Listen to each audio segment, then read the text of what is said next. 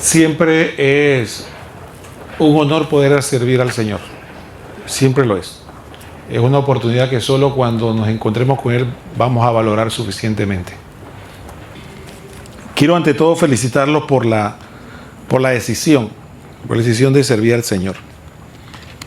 A mí el Señor me llamó por primera vez cuando tenía 16 años, en 1982. De ahí me alejé y el Señor, como insistente, volvió y me llamó, ya con mucho más edad, con 31 años. Y de ahí no me he alejado más de él. Empiezo esta charla dando testimonio de eso.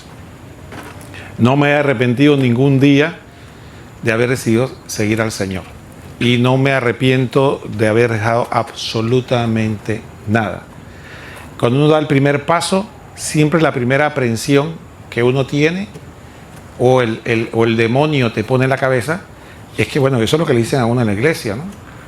No piensa que va a dejar las cosas que le hacen feliz. Porque, claro, todos tenemos gustos y algunos que no son tan buenos ni tan santos. Entonces uno piensa que si uno pierde eso, uno va a perder como el sazón, el sabor de la vida, la felicidad, la alegría. Y que uno se va viene aquí a pasarla mal siguiendo a Cristo para ver si acaso llegamos al cielo. Y que los del mundo se la pasan muy bien, ¿no? Se la pasan muy bien disfrutando de los pecados del mundo. Entonces esa es la primera barrera que tenemos que romper. Es una barrera psicológica, es una barrera mental que tenemos que romper. Es como esta agua que está aquí, ¿no? Yo tengo sed y alguien me dice a mí que esto no me va a quitar la sed. Y otro me dice, sí, esa es agua, tú la necesitas. Depende a quién le creo. Si le creo al que me dice que esta agua me va a saciar la sed, o el que me dice que eso no, que mejor que tome soda o que tome cerveza. Entonces, ese es pero el problema es que es un salto de fe, porque hasta que yo no me atrevo a destaparla como hice y tomarla, nunca voy a saber si me quita la sed o no. Por eso es un salto de fe. Entonces, por eso tenemos que vivir del testimonio. Usted no me conoce, pero yo tengo una ventaja. Yo no gano nada diciéndole esto. Absolutamente nada. Yo dejé a mi esposa y mis hijos, mis actividades, vine acá a decirle, y no espero que me dé nada. Lo único que yo sí puedo decir, que yo le voy a transmitir lo mismo que yo recibí. Y alguien me dijo a mí, en un momento, igual que yo le estoy diciendo a ustedes, que se den la oportunidad de conocer de verdad a Cristo y de tomar su agua, y verán que no le va a hacer falta nada. Absolutamente nada.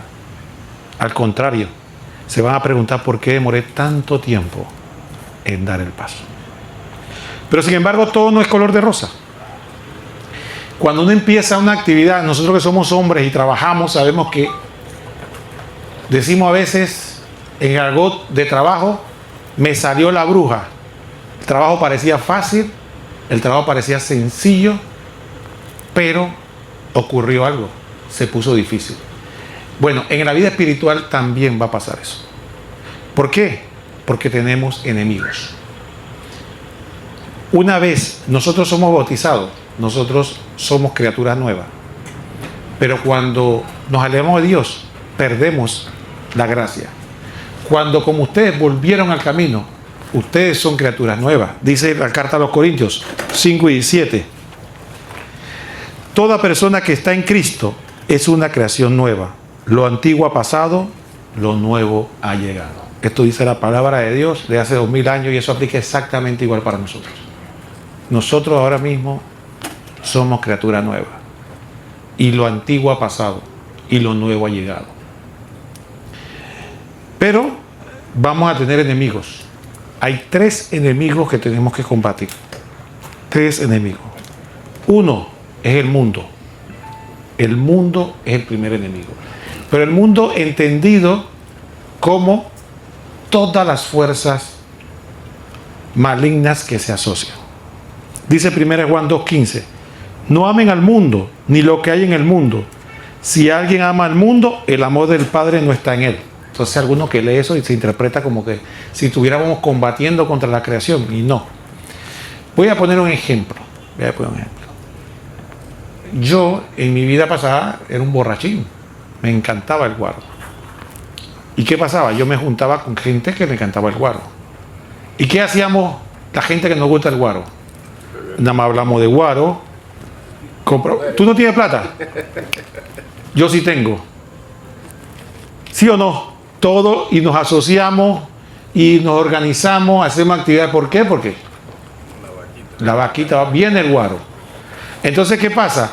Hay una amistad que se desarrolla alrededor del pecado. El que es mujeriego tiene otro amigo mujeriego y andan en su andanza y se las cuentan y se retroalimentan y se ayudan.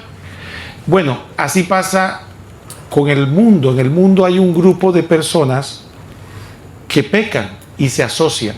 Y esas asociaciones de pecado es lo que se llama el mundo.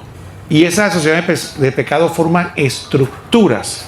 Yo tenía un amigo que él en un gobierno X, en una época X, para no involucrar a nadie, sobre todo porque queda grabado, entonces él lo nombraron de especialista en compra en un lugar. Y él me contaba que cuando él estaba nuevo, no sabía muchas cosas, llegó una persona a decirle que él tenía un cheque ahí que no le habían pagado. Y cuando él dice que fue y averiguó y como dicen, le sacó el cheque. ¿Qué hizo el hombre? Le dio $500. Y dijo, no, eso es para ti, eso es para ti. ¿Y qué hizo el siguiente proveedor? Le pidió un cheque y le dio. Entonces me dijo, ya no tengo que pedir, ya la estructura está hecha. Es decir, la estructura de corrupción ya está. Entonces sí, cuando uno vive en una estructura de pecado, donde todos los hombres alaban al hombre adúltero o al hombre borracho, entonces aparece ser que tenemos que luchar contra una realidad, que es lo que la Biblia habla, el mundo. Entonces nosotros vivimos en el mundo, o vivimos en este mundo, vivimos en esta sociedad, pero no somos. Y pronto lo van a experimentar. Cuando usted empiece a ser coherente y empiece a no aplaudir a aquel que es infiel. Y le digan, oye, ¿tú tienes tu hembrita? Y dice, no, yo solo tengo a mi mujer. Ah, y es que tu mujer te manda. Cuando usted empieza a vivir así, entonces usted se va a dar cuenta que si ustedes son del mundo o no son del mundo. Y los que son del mundo, dice el Señor, se aman entre sí. Pero los que no son del mundo aborrecen al Señor y nos aborrecen a nosotros si lo seguimos a Él. Entonces esa es la primera prueba. Si vamos a aprender a vivir en el mundo sin ser del mundo. Es decir, sin esa estructura de pecado. ¿No? El segundo enemigo, el demonio. Dice 1 Pedro 5:8, sean sobrios y velen. Su adversario, el diablo, ronda como león rugiente buscando a quien devorar. Generalmente, cuando nosotros hablamos en la vida espiritual del demonio, casi siempre la gente se imagina en las películas del exorcista. Pero la labor fundamental del demonio es tentar. Y el demonio no solo te tienta en el pensamiento, sino que usa personas para tentarte. Toda persona que deja un vicio sabe lo difícil que es hacerlo. Porque cuando uno va a dejar un vicio, sea el alcohol, sea el cigarrillo, sea lo que sea, las amistades que uno tenía son las primeras que le tientan. Póngase a pensar, ningún vicioso ve al otro reformarse y lo deja tranquilo. Comienza a llamarlo, comienza a decirle, pero ¿por qué? ¿Por qué tienes que cambiar? ¿Por qué? Porque el demonio te va a tentar, el demonio te va a llamar. Pero la principal tentación del demonio es el placer. ¿Por qué? Porque recuerden que nosotros nos acostumbramos a halagar nuestros sentidos. Y hay una realidad que es la siguiente. Nosotros nos hemos mal acostumbrado. Entonces la gente piensa que los de allá tienen placer y los de nosotros no tenemos placeres. Los que estamos acá también tenemos placeres, y físicos y espirituales. El problema es que nosotros nos malacostumbramos. Es como aquel que se malacostumbra a comer mal.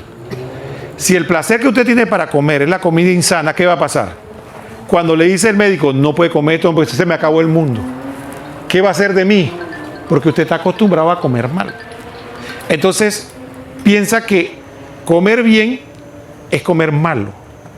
Pero después aprendemos que si sabemos preparar bien los alimentos, vamos a poder comer bien, que nos sepa bien, que disfrutemos la comida y que comemos sano. Así mismo es la vida espiritual. Pero el demonio te va a decir, no, no, no.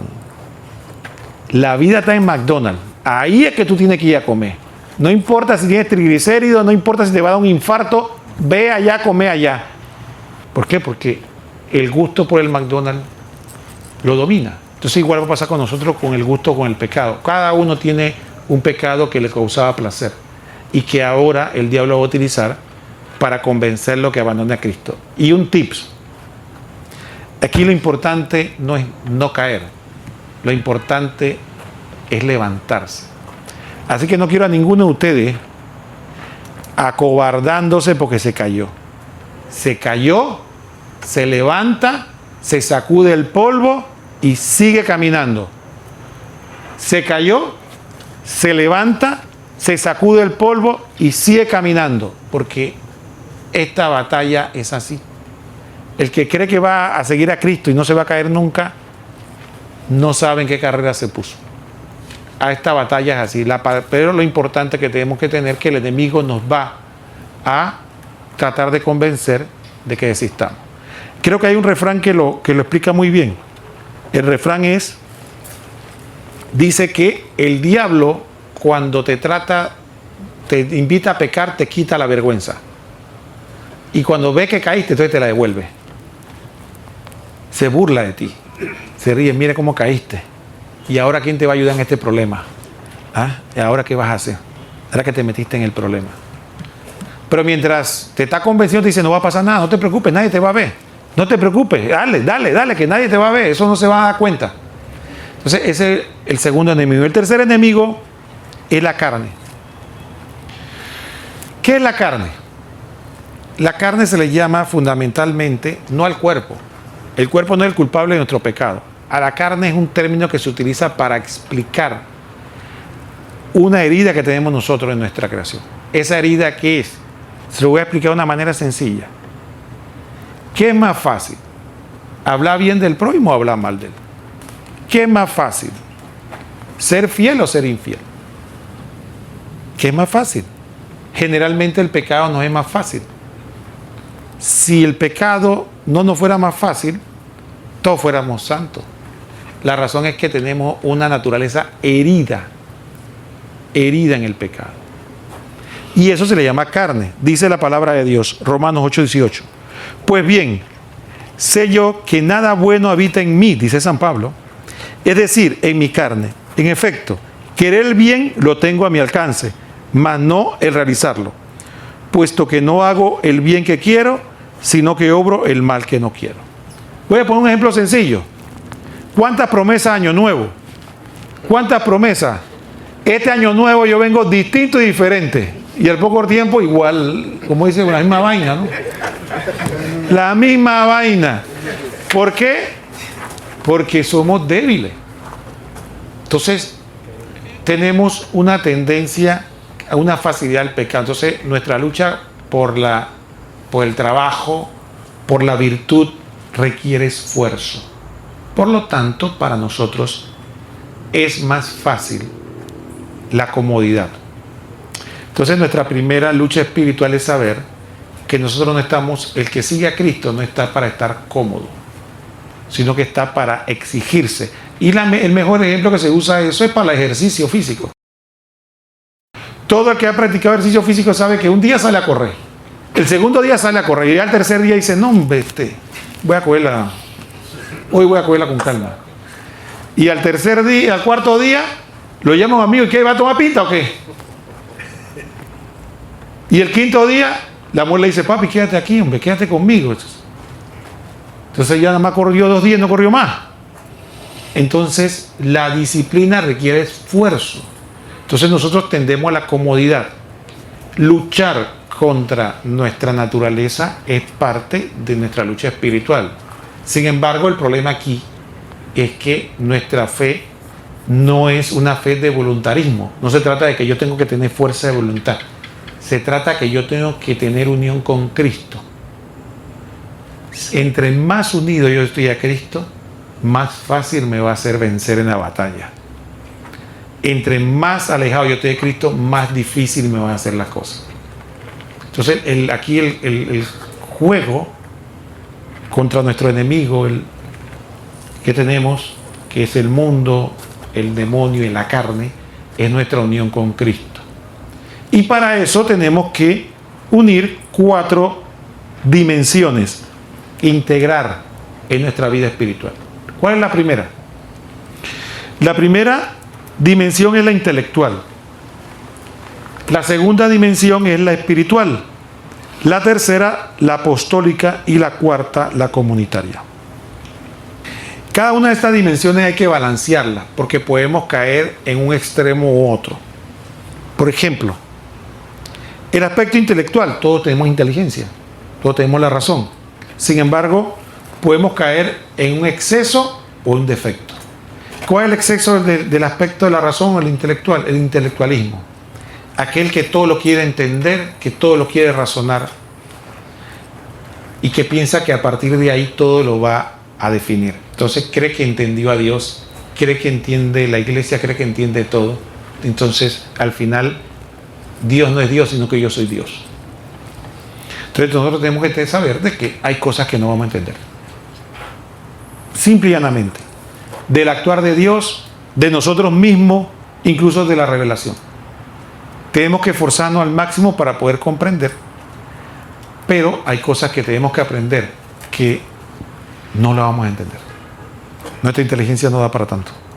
Hay gente que cuando se encuentra con eso, simplemente pierde la fe. Le ocurre algo en la vida que no entiende y como Dios hizo eso y yo no lo entiendo, bueno. Yo siempre pongo el siguiente ejemplo. Si nosotros tenemos que agarrar a un niño pequeño, imagínense un hijo nuestro pequeño, 2, 3 años, y usted lo tiene que llevar a un proceso médico que es doloroso, pero por su bien. Y ese hijo suyo o hija suya lo mira llorando y le dice, por favor papá, llévame de aquí, sácame que me está doliendo. ¿Usted se lo llevaría? ¿O lo deja ahí en el tratamiento que le va a salvar la vida? Ahora la pregunta es, usted lo deja y el hijo lo mira y dice, ¿por qué mi papá me está haciendo eso? Y al final, ¿cómo usted le explica a ese niño de 2, 3 años que usted lo dejó ahí por su bien? Él no entiende, simplemente está respirando por el dolor. Bueno, así es Dios con nosotros. Habrá un momento que vamos a sufrir y no vamos a entender. Pero es por nuestro bien. Es por nuestro bien. Y no hay forma de que nos expliquen porque estamos respirando por el dolor. Pero tengamos fe, igual que ese niño, que mi papá me quiere. Y aunque no lo entienda, porque así son los niños, por eso tenemos que ser como niños. Usted le hace eso a un hijo suyo, está molesto 1 hora, al poco rato está abrazándolo. Papá, ya se le olvidó lo que pasó. Entonces, sí, todo no lo vamos a poder entender. Y el otro defecto es aquel que cree que el que más fe tiene es el que no entiende nada. Yo no entiendo nada, yo no sé nada, yo no leo la Biblia, pero yo tengo fe. Porque entiende que la fe es no entender. Entonces eso se llama fideísmo. Entonces ese es el otro extremo del intelectual. Entonces está el extremo que todo lo quiere entender y el otro extremo que no quiere entender nada. Así vamos a encontrar personas en la iglesia que no quieren entender nada. Usted dice que lee la Biblia, que aprender. No, yo. Mi Dios y yo no entiendo nada, pero yo. Pero esas son personas que a la primera brisa se cae porque no entiende nada. Si no entiende nada, no sabe ni por dónde correr. Es como aquel que no sabe dónde está la salida de emergencia. Y cuando se da una situación, ¿a dónde va a correr? Cuidado que sale corriendo para el fuego. Es importante. Entonces, la dimensión intelectual es importante. Después la vamos a desarrollar. Solamente estamos en un aspecto. El otro aspecto es la espiritualidad. Nuestra unión con Dios. Hay un extremo que es la alienación. La alienación es esa persona que es tan espiritual que ya no pisa tierra. Ya no quiere saber de la presidencia, ya no quiere saber la política, ya no quiere saber la barriada, porque vive en otro mundo. Nosotros vamos a tener mucho tiempo para vivir en otro mundo, pero mientras estemos aquí, tenemos que vivir aquí. No podemos usar la fe para alienarnos, para huir de la realidad. Entonces hay gente que es así, ¿no? Hay gente que no quiere vivir consigo mismo, con sus problemas, con su realidad, y busca la fe para alienarse. Entonces esa no es la fe. La otra cosa de la espiritualidad por defecto es el materialismo. Son las personas que, por ejemplo, dicen tener fe, pero en realidad no la tienen. Dicen tener fe. Voy a poner un ejemplo. Usted siempre tiene que recordar que Dios actúa en este mundo. Dios actúa en este mundo. No crea que usted se la arregla toda. Dios actúa en este mundo. Pero hay gente que está en la iglesia y piensa que lo que pasa es que yo estoy aquí para ser más positivo, para tener más capacidad, para sentirme más animado y resolver yo los problemas. Si usted piensa así, está en el lugar equivocado. Nosotros estamos aquí porque nosotros creemos que hay un Dios que actúa hoy y aquí y ahora. Pero muchas veces nos pasa como aquel hombre que nunca iba a la iglesia, nunca, pero tenía el negocio de su vida. Iba a ser la transacción que iba a cambiar todo en su vida. Y tenía una cita importante y, como siempre pasa, todos los estacionamientos estaban llenos. Entonces, en un afán de desesperación, mira al cielo y dice: Señor, por favor, si tú existes, te suplico, te imploro que me consiga un estacionamiento, que necesito llegar ya allá arriba, y te prometo que ahora en adelante voy a ir a la iglesia. Y cuando miró así, un estacionamiento vacío, dice: Señor, ya olvida el trato, que ya encontré uno. Entonces así somos muchos nosotros, que Dios actúa en nuestra vida y al final creemos que somos nosotros. Nos volvemos materialistas. Y lo más lamentable de eso es que el ser humano es tan ingrato con Dios que los triunfos son míos, pero las desgracias son de Dios. Ah, sí, porque entonces cuando se me muere un hijo, se me muere la mamá, me accidento el carro, Dios mío, ¿por qué me pasa esto? Pero cuando tengo el ascenso, cuando me viene el dinero, cuando todo está bien, ¿qué Dios ni qué Dios? Yo mismo. Mira todo lo que conseguí. El materialismo es el otro extremo. Importante en nuestra vida espiritual, la vida apostólica. ¿Por qué? Porque el amor nos lleva a servir. Servir al otro. Aprender a buscar cómo yo puedo ayudar. Y Dios nos dio talentos a todos. Dios nos dio algo especial a cada uno de nosotros que podemos servir al otro. ¿Cuáles son los excesos del apostolado? Es el activismo. Aquel que cree que la iglesia es hacer. Y entonces olvidamos de una parte importante. Y los hombres, ese es uno de los temas más significativos del hombre. Es la actividad, porque eso es lo propio de nosotros. Pero olvidamos algo importante, que es la oración. Es un prejuicio que nos metieron desde chiquitos. Eso sí es lamentable. Nos dijeron que la cosa de rezar es de las mujeres. Y nosotros los hombres somos para hacer. Importante ese prejuicio machista que es muy propio de Latinoamérica. Porque si usted lee la Biblia, era al revés. Era un orgullo poder orarle a Dios y era como había machismo, entonces era un asunto de hombres. Las mujeres, fuera de aquí. Los hombres somos lo que es algo tan serio que solo los hombres lo podemos hacer. Y de repente cambió la cuestión y dice: no, las mujeres son las que vayan ustedes allá a rezar, vayan ustedes a rezar. Nosotros vamos acá a resolver los problemas. Entonces el hombre tiende a olvidar ese aspecto importante que es la oración. Y caemos en el activismo. Entonces creemos que porque estamos en no sé cuántas pastorales, estamos en esto, en lo otro, ayudamos al Padre en esto, y arreglamos aquí, resolvemos allá, entonces estamos bien, pero olvidamos la oración. Hay que aprender a tener comunión con Dios en nuestra casa, en el templo, porque sin eso, ese es nuestro combustible. Si no tenemos eso, no podemos hacer lo demás. Y el otro defecto del apostólico es la desidia. Aquel que viene a la iglesia, mi familia y yo. Sí, yo soy católico, yo creo, pero yo vengo aquí a pedir por mi familia. Por mi papá, mi mamá, mis hermanos, mis hijos, mi mujer. Yo vengo por esto. A pedirle al Señor y yo me porto bien, pero mi familia y yo. Entonces, eso parece muy bueno, pero es egoísmo. Egoísmo puro. Porque yo no puedo dar de mí nada al otro. Entonces, sí hay esa desidia, muchas veces, de que solamente yo participo en lo que tiene que ver con mi familia y conmigo. No puedo desprenderme de mí. Y la última dimensión es la comunitaria. Es importante que nos congreguemos. Hay que tener un grupo de hermanos para vivir la fe. ¿Por qué? Porque aunque son personas que probablemente algunos de ustedes nunca se habían visto, hay algo que los une más poderoso que la sangre, que es el Espíritu Santo. Si realmente somos creyentes y nos une el Espíritu Santo, nosotros vamos a poder comprender al hermano más de lo que posiblemente su hermano de sangre lo comprende si no sigue a Dios. La comunidad de hermanos es importante. La comunidad de hermanos ayuda a poder seguir. Pero tenemos que tener cuidado, porque puede haber un exceso. Exceso es la burbuja. Dos elementos importantes de esa burbuja. Uno, cuando creemos que nuestro movimiento es el único y lo máximo. Y lo demás, yo no sé qué es.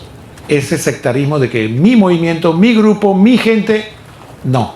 Yo me uno a mi comunidad para vivir mejor mi fe, pero respeto y quiero y considero al resto de los hermanos que tienen su comunidad y tienen su espiritualidad y son parte de son hermanos nuestros. Y el defecto es cuando las personas creen que ellos solos y pierden referencia. Cuando las personas van perdiendo referencia, entonces ya básicamente me creo un catolicismo a mi manera, como yo quiero, como a mí me gusta. Entonces yo, porque pierdo referencia, pierdo disciplina, pierdo todo. Entonces el grupo ayuda a alinearnos. A ver, de los que están aquí, ¿cuántos están casados? Levanten la mano. Ah, bueno, ustedes me entienden. Entonces, cuando la vida en comunidad nos alinea, ¿no? Cuando la mujer nos alinea, ¿no? A la mía me dice a mí, tú no te miras tu rabo, ¿ah? A ti no te gusta hablarle a los demás, pero no te miras tu rabo. Bueno, entonces, a veces, la vida en comunidad nos alinea, los hijos nos alinean a veces. Los hijos cuando nos... Porque si hay alguien que nos ve en nuestras incoherencias, son nuestros hijos. Entonces, sí, la vida en comunidad nos alinea muchas veces. El desarrollo intelectual, importante para nuestra vida de fe. Dos libros importantes que no debe faltar: la Biblia y el Catecismo de la Iglesia Católica. Son dos libros importantes. Tenemos una gran ventaja en esta oportunidad, que ninguno de los dos ni siquiera lo tenemos que comprar. ¿Dónde lo tenemos? En el celular. Tanto el Catecismo, y el que no los tiene y no lo sabe descargar, le pregunta al hermano que ahí lo va a descargar y lo tiene ahí. Al que le gusta más el físico, que lo compre. Se consigue el Catecismo y la Biblia, se consigue en cualquier librería católica, a veces está en la parroquia. Y es importante que lo tengamos.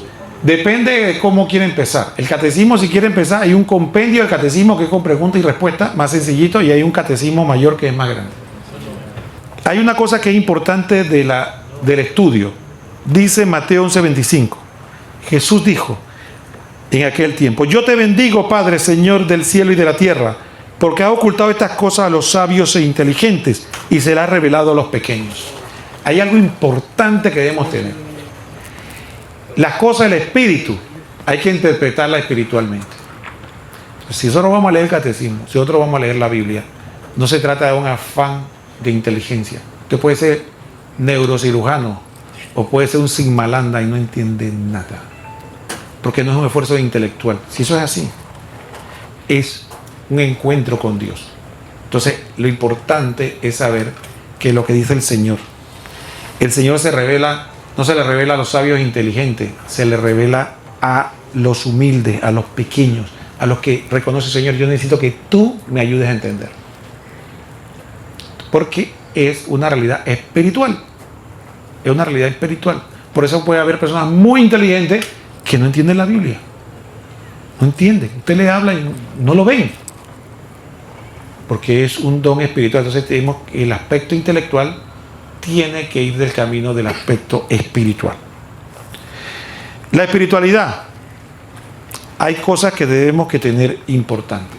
Y aquí yo creo que los hombres tenemos una particularidad. No sé, habrá hombres que son dichosos y se casaron con mujeres súper, hiper eficientes. Pero creo que la mayoría de nosotros llegamos a la casa y la mujer nos tiene una lista de problemas. Llega a la casa, ¿no? Mira, me pasó esto, mira esto, y el carro se me flateó, y ahora qué voy a hacer. Entonces, ¿qué dice el hombre? Bueno, y voy a ver cómo resuelvo, pues. O tú vienes reventado del trabajo y te llaman por teléfono, hazte una lista de cosas que hay que hacer. Oye, pero yo voy para la casa, pero yo no sé. Pero tú no estás en la casa. No, yo estoy enredada. Entonces, a los hombres nos acostumbra a que tenemos que tener un plan. Entonces, en la vida espiritual hay que tener un plan.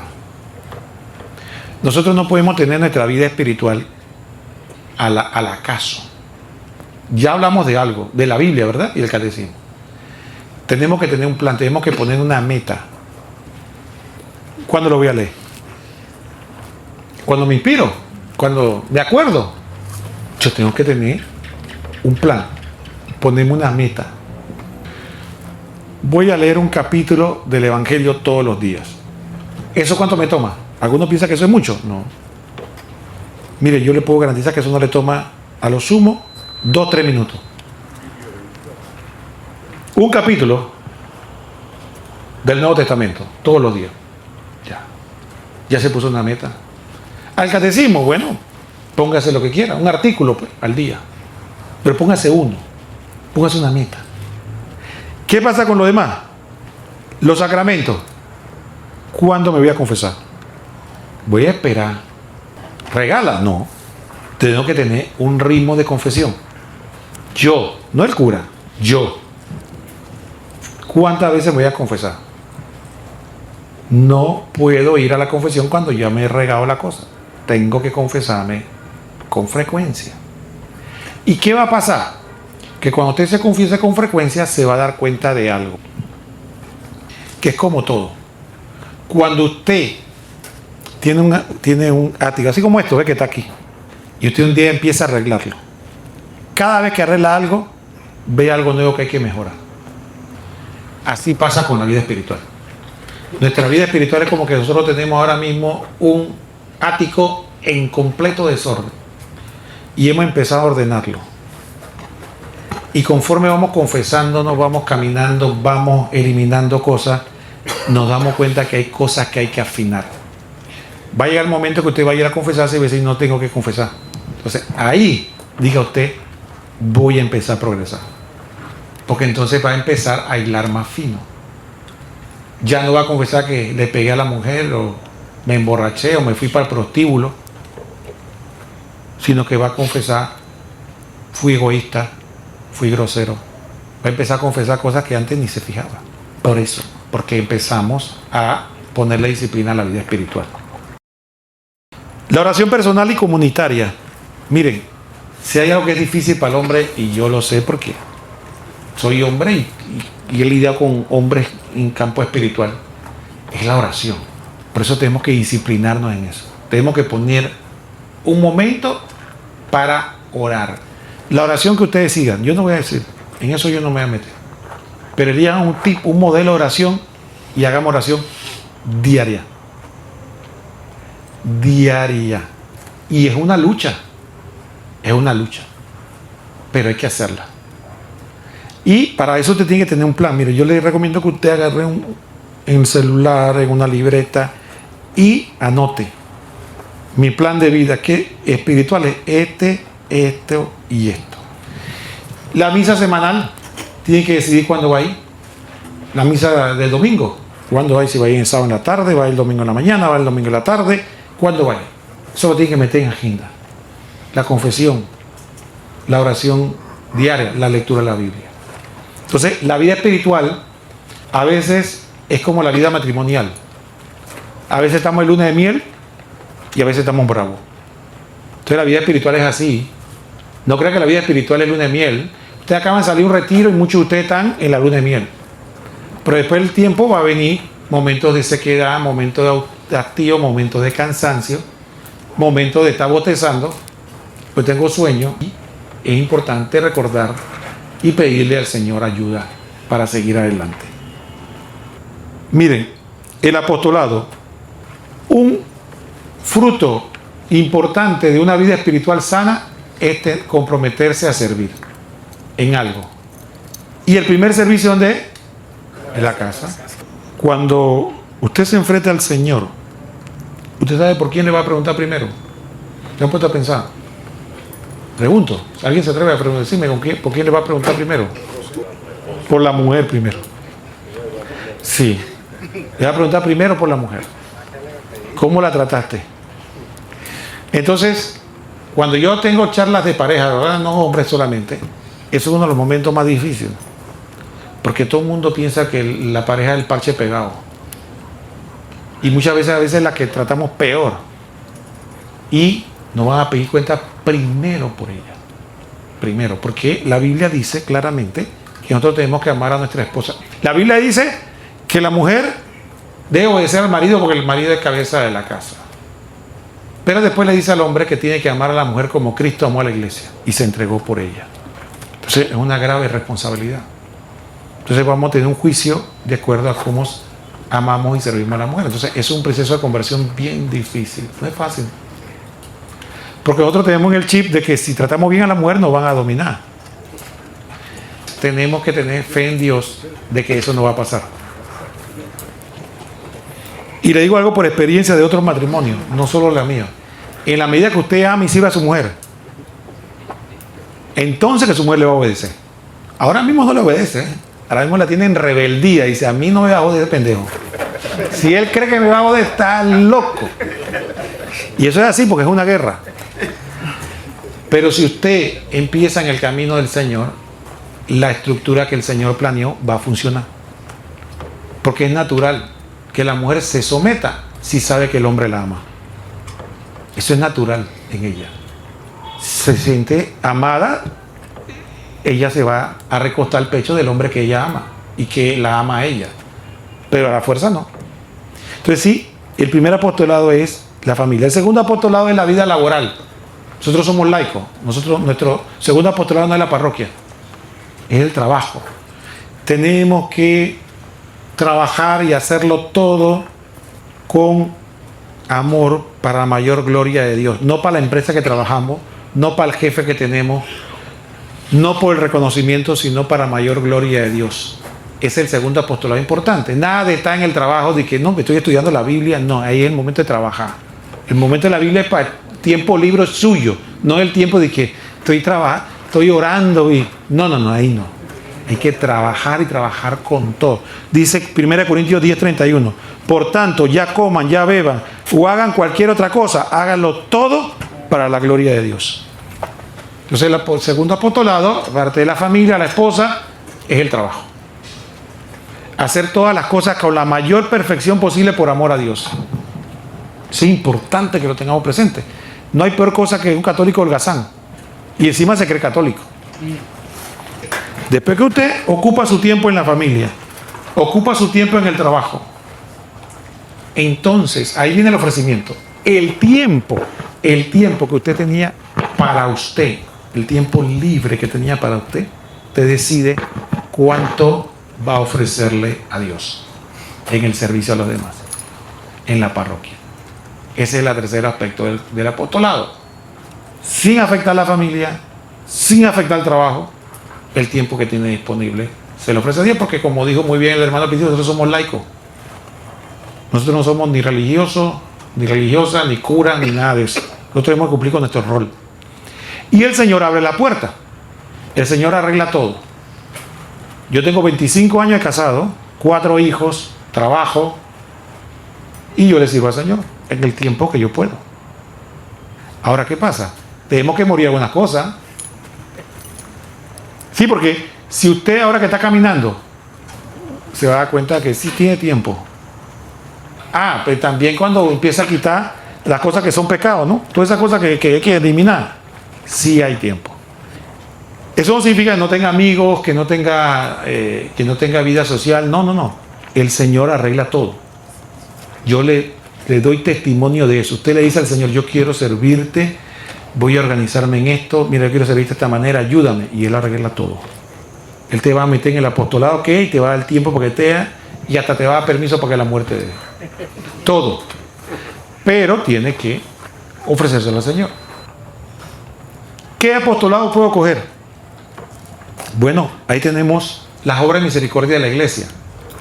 Dice, obras de misericordia corporales: dar de comer al hambriento, dar de beber al sediento, dar posada al necesitado, vestir al desnudo, visitar al enfermo, socorrer a los presos, enterrar a los muertos. O las espirituales: enseñar al que no sabe, dar buen consejo al que lo necesita, corregir al que está en error, perdonar las injurias, consolar al triste, sufrir con paciencia los defectos de los demás, rogar a Dios por vivos y difuntos. Hasta la oración es un apostolado.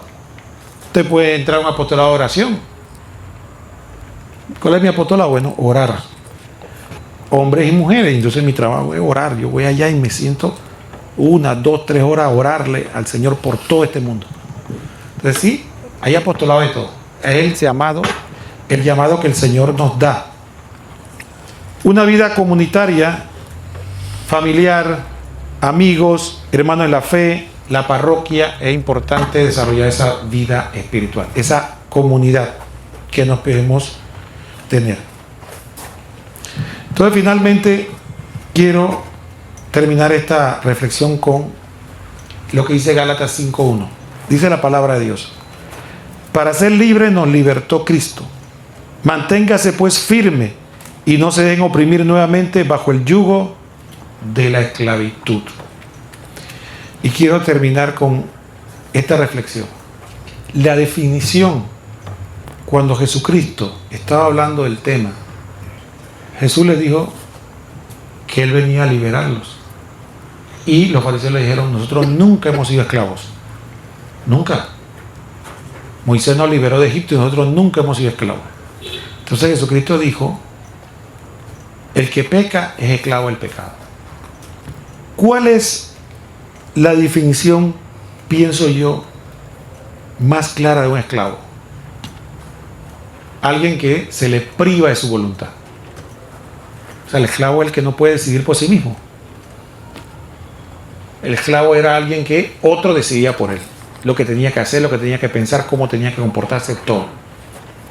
Entonces la pregunta es si nosotros éramos esclavos o no del pecado. Si el pecado no nos robó la libertad. Si el pecado no decidía por nosotros.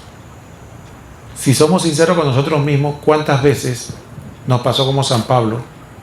Hicimos el mal que no queríamos. Y prometimos una y otra vez de no volver a hacerlo y caíamos nuevamente. Entonces, ¿acaso no perdimos la voluntad? Si fuéramos fuertes, diríamos una sola vez no y nunca más. Pero si caíamos una y otra vez, entonces no podíamos. No podíamos. Como los alcohólicos anónimos, nos declaramos impotentes ante el alcohol. Dice que los alcohólicos anónimos dicen que hasta que uno no se declare impotente al alcohol, no puede vencerlo. Igual pasa con nosotros con el pecado. Hasta que nosotros no nos declaremos impotentes frente al pecado, nunca lo vamos a vencer. La única forma de vencer el pecado es declararnos: yo no puedo. Yo no puedo. Pero para ser libre nos liberó Cristo Jesús.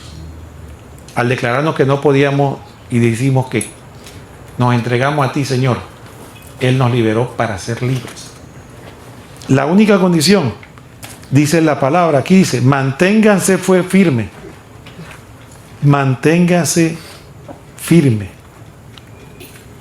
No se dejen oprimir nuevamente por el pecado.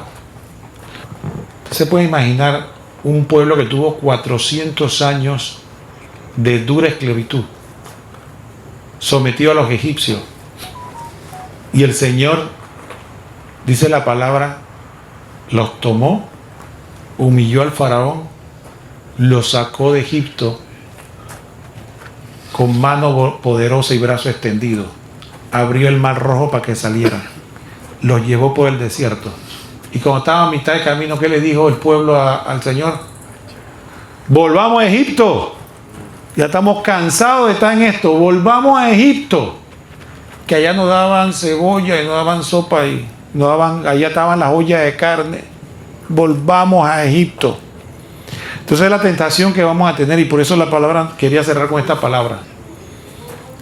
Tengamos cuidado de no dejarnos engañar, de querer volver a Egipto. Porque pareciera que allá nos van a dar olla de carne y nos van a dar unos placeres, pero al final vamos a volver a ser esclavos del faraón. Para ser libres nos liberó Cristo. Manténganse firmes y no se dejen oprimir nuevamente bajo el yugo de la esclavitud. Gálatas 5:1. Gloria al Padre, y al Hijo, y al Espíritu Santo. Como era en un principio, ahora y siempre, por los siglos de los siglos. Amén. Muy bien, hermano, ha sido un placer poder compartir con ustedes. Y no sé, si alguien tiene algún comentario o pregunta, estamos a la disposición.